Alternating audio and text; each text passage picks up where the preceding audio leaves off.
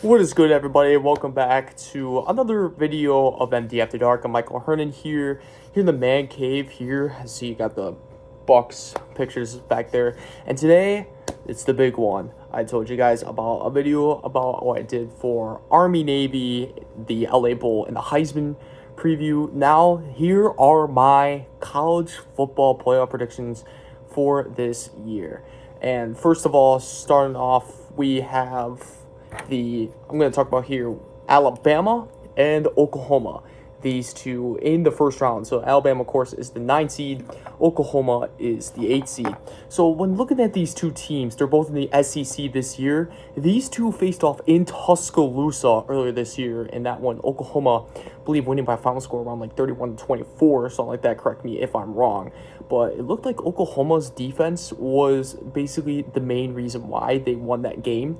Their defense made some crucial stops. They were able to get after Ty Simpson in that one, and that was the main reason why they won that one. So now here we go, rematch going into Norman. You know, Alabama just got completely obliterated by that Georgia defense. So we're gonna see, it's gonna be, what are we gonna see from Ty Simpson? Meanwhile, on the other hand, for Oklahoma, what are we gonna see from John Mateer in that offense as well? Well, I think this game is honestly a toss-up to me because I can see Alabama definitely coming out with a ferocious attempt coming out here, and they're going to play their butts off, prove to Oklahoma that they are a completely different team than what Oklahoma got from them back in the regular season. But I do think Oklahoma's defense is going to make some plays again. I think Simpson is going to be pressured, make some dumb decisions, and with that, give me the Oklahoma Sooners to win this one in a tight one in Norman. And the next game I'll cover here, we have 10-seeded Miami, Florida against the 7th-seed Texas A&M Aggies. So in this one I'm noticing battle of the trenches. These two have stout defensive lines. It's crazy, of course. Miami, the most notable one of the two, with Ruben Kane, who's just had a phenomenal season for Miami. But I'm looking at this one again, trench warfare. You know, these two I feel like they're going to struggle running the ball because the defensive fronts are going to be very strong in this one. So it's going to come down to quarterback play. Of course, Miami has Carson Beck, and Texas A&M has Marcel Reed. Now, Reed kind of got roughened up that last game of the season against Texas.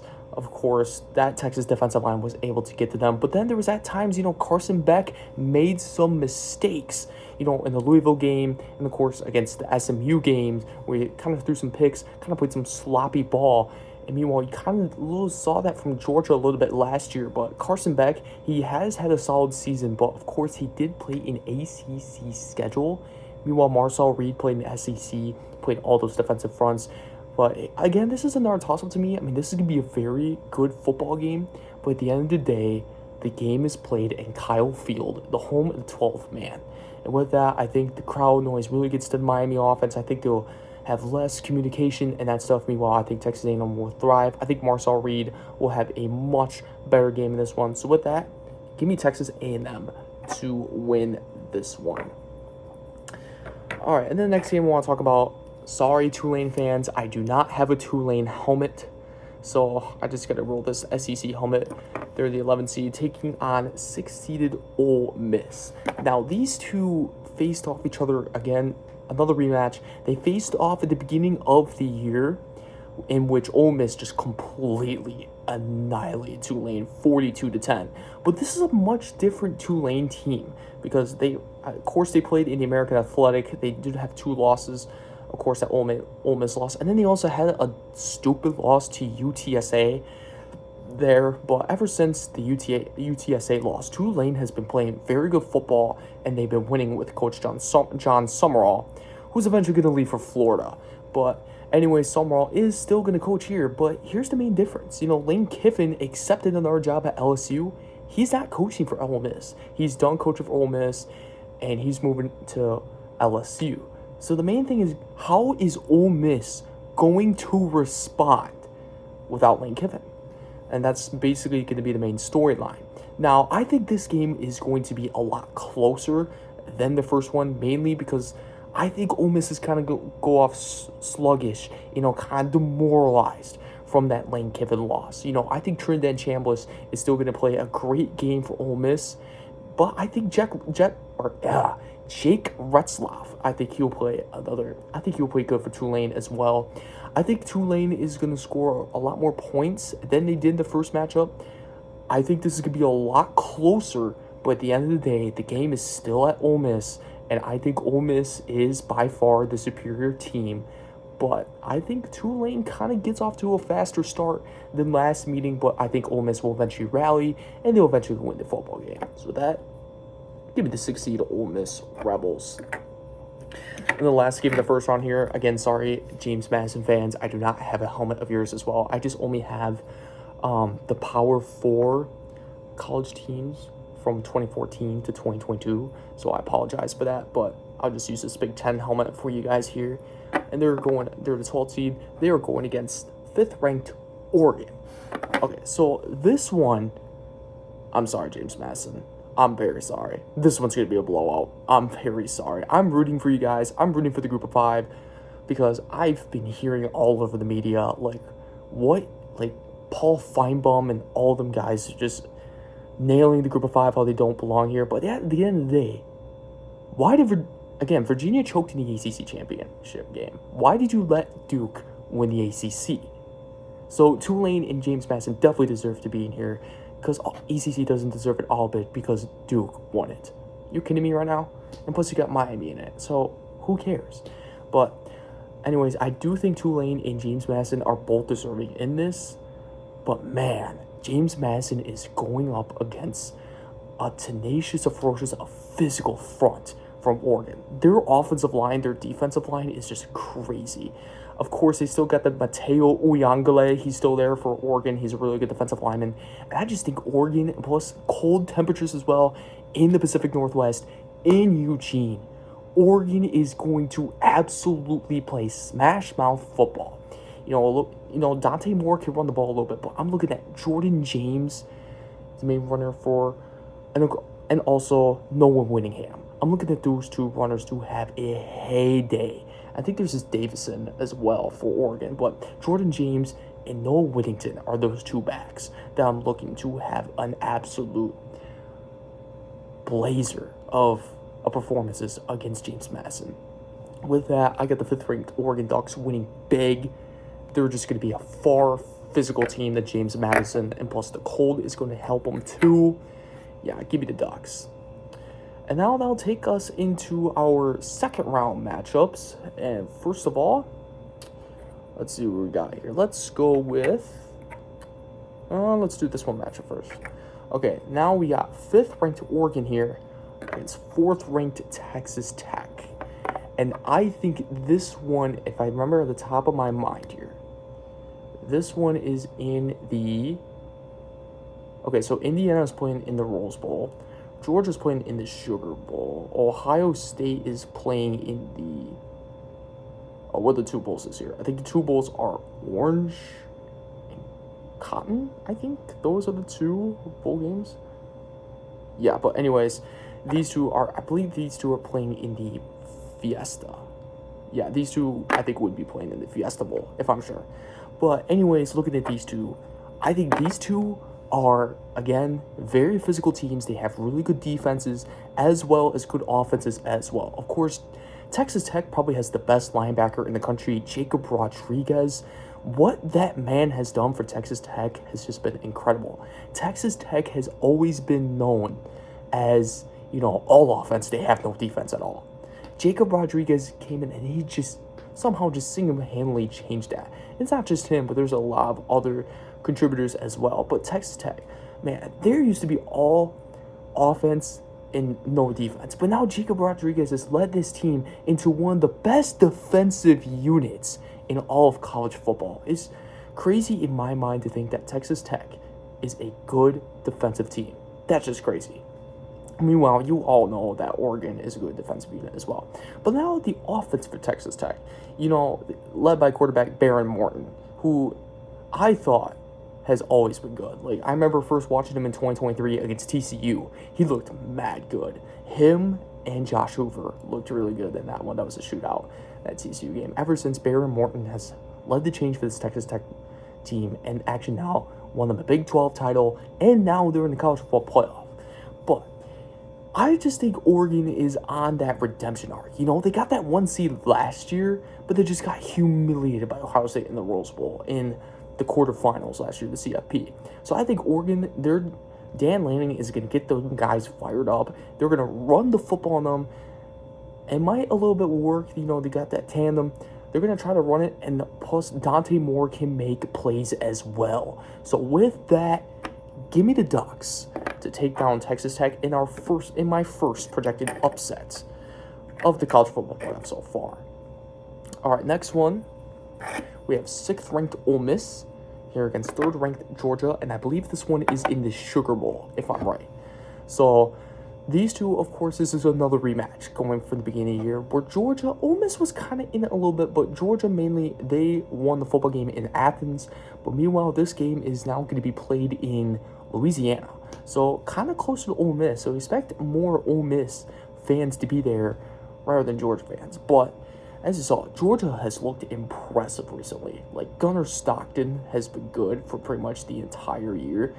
And of course, like their main offense too. But man, their defense, they were a young defense. They kind of struggled a little bit at the beginning of the year, especially in that Alabama game that first time around. But then the second time they played them in the SEC title game, they looked like one of the best defensive units out there.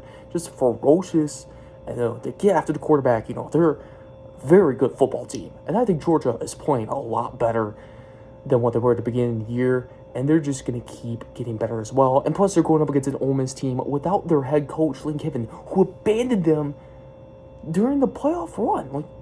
I think Ole Miss is going to be demoralized. I have a feeling that Georgia is going to absolutely throttle Ole Miss. I just have a feeling this is going to be a blowout. So with that, give me the Georgia Bulldogs in this one.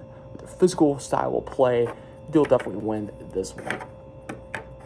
All right, and then our next matchup here, we have 7th-ranked Texas A&M against 2nd-ranked Ohio State. I think this one is in the Peach Bowl. Yeah, I think this is the Peach Bowl here. This would be the Peach Bowl. So looking at these two, of course, I talked about Texas A&M, Marcel Reed, and them guys, but man, Ohio State, like before the Indiana game, they were just demolishing everybody. Ohio State has some of the best. Ohio State is the best defense in the nation. Sure, Indiana showed them out last week in the Big Ten, or a couple weeks ago in the Big Ten title game, but Ohio State still has a ferocious defense. Like you look at Caleb Downs, and you look at their front. Their linebackers are very good, especially Caleb Downs, probably the best safety in all of college football. And then, of course, you got their offense. Julian the Super Saiyan. I don't know where I got that from. I got that from Squidtard. I watch a lot of Squidtard. That's where I got them. Julian the Super Saiyan. I don't know. I watch them. Shout out to Squidtard. But anyways, and then of course you got your running backs. Bo Jackson has had a phenomenal freshman year for Ohio State this year. He has been phenomenal for Ohio State. It's been very good. And then, of course, you got those receivers. You have, of course, Jeremiah Smith, the best wide receiver in the country. You also got Carnell Tate, who would be a number one anywhere else. Igbenog's son is out there somewhere as well. But he, and of course, just contributing to the talents of this Ohio State football team. And then, of course, their offensive line is, of course, very good as well. I just think Ohio State is far more talented than Texas A&M. And with that, give me Ohio State. And plus, they'll be on a little revenge tour as well. They're going to prove people wrong after that Indiana loss. So give me Ohio State. And then and then our last first quarterfinal matchup here, we have 8th-ranked Oklahoma against top-ranked Indiana. So, of course, I talked about Oklahoma, John Mateer, and them led Oklahoma. Of course, their good defense. But, man, Indiana's got some weapons, too. I think Indiana's just a far superior, just a better team. Of course, you got a better defense. And plus, man, let's talk about their offense. First of all, congratulations to Fernando Mendoza. win the Heisman. I think everyone could see that coming. I projected in my last video, I predicted that Fernando Mendoza would win the Heisman. And lo and behold, he did win the Heisman. So shout out Fernando Mendoza. But also, they have a good running. Their offensive line is big. They're big and they push bodies back. And their running back, Roman Hemby, has been feasting off that offensive line. He's been very solid this year. But the receivers, man. Elijah Surratt, Omar Cooper Jr., and Charlie Becker. Charlie Becker probably having the greatest wide receiver game of Indiana probably in recent memory against Ohio State. He was going off deep balls against Ohio State defense. He looked really good in that one. And of course, I got to mention Riley Nowakowski, the tight end from Indiana, of course, who is a Wisconsin transfer. And if you guys know a little bit about me, I'm a Wisconsin Badger fan, so it kind of hurts to see Riley Nowakowski just balling out for another team. But, good for Riley Nowakowski. He was a good Badger, and I'm glad he's doing well at Indiana. And then, of course, their defense is just magnificent. Of course, their defensive line is big. Got good linebackers, and they got good corners as well. So with that, Indiana is just a far superior team. So with that, I would think it will be a little struggle fest at the beginning. But then eventually, Indiana's going to pick up their feet. And they're eventually going to go on, and they're going to beat Oklahoma. So with that, give me the Hoosiers of Indiana. All right, so now we are in semifinal territory. Yep, so we're in the CFP semifinal. So I think the bowl games for this one are the Orange and the Cotton Bowl. So I think Indiana would be playing in the Orange. I think Ohio State would be playing the Cotton Bowl. But first off, let's start with the Cotton Bowl. Here we go. We got 3-seeded Georgia against 2-seeded Ohio State. So looking at these two are very similar. And of course, Georgia's just playing great football overall. Their defense just keeps getting better and better and better every week it goes. Meanwhile, and then you got Ohio State, who is probably arguably the most talented team in the entire country. I know Georgia, on the other hand, Gunnar Stockton is the more experienced quarterback, but I think Julian Sain is more talented. Julian Sain, this is his first year. Meanwhile, Gunnar Stockton has had playoff experience before. I mean, Julian Sain will kind of get that playoff experience in the game against Texas A&M, but I think Gunnar Stockton has more playoff experience. But with that being said, this game is going to be a game in the teens. As much as offensive firepower that these two can have, the main thing is these two defenses. Georgia, everyone knows they have a physical defense. They have a young defense that has just been striving, getting better and better every week. Meanwhile, you got Ohio State, who's just been phenomenal defensively all year long. It's going to be a grudge match, but at the end of the day, I think Ohio State's talents is why they are going to win this football game when it matters the most. At the end, I think Sain will connect with Jeremiah Smith or Carnell Tate, one of those two receivers. They are going to make plays at the end of the day. And because of that, give me the Buckeyes of Ohio State. And then here we go, our final semifinal matchup. This would be the Orange Bowl. Here we got the 5th-ranked Oregon Ducks against the top-ranked Indiana Hoosiers. So looking at these two again, these two met back in the beginning of the year in Eugene, where Indiana came into Oregon and just took control of business and basically controlled the entire football game, and they won that one 30-20. And now here will be a rematch. Now here's the thing. It is hard to beat a team twice. I did predict Oklahoma to beat Alabama early on, but I just have a feeling that Dan Lanning and them guys are going to orchestrate a revenge tour this postseason. I just feel it coming. After what happened last year, that disappointing playoff run they had after going 13-0, Big Ten champs, and then just completely just getting obliterated by Ohio State in the Rose Bowl. I just have a feeling they're going to come out and they are on a revenge tour and they want blood. They want vengeance. They're going to pound the rock at Indiana. They're going to run with authority with Jordan James, Noah Whittington, and even Dante Moore. And they are going, I believe they are going to punch Indiana.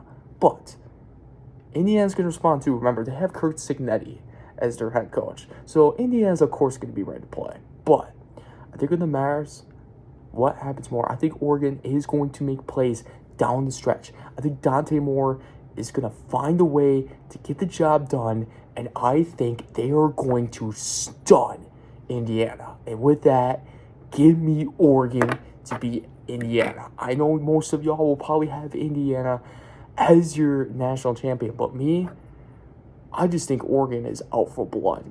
And that sets us up for a national title game. 5th-ranked Oregon against 2nd-ranked Ohio State. Now, looking at these two here, these two met in last year. They met twice last year. First time in Eugene, remember Will Howard committing a Dak Prescott, running the ball, slide. And I think there was an Oregon State quarterback, Riley.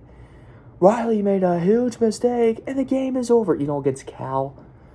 Or, excuse me. That game was against Cal. Yeah, no, he was the Cal quarterback against Oregon State, and they lost that. But, Will Howard made that mistake. Yeah, and what people know as the Dak Prescott.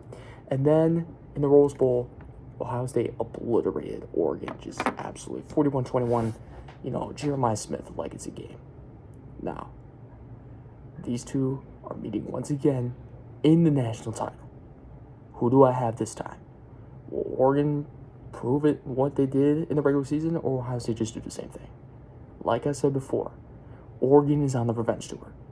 Dan Lanning is very mad about what happened last year, and he's going to prove the nation what Oregon should have done last year, and he's going to prove it this year.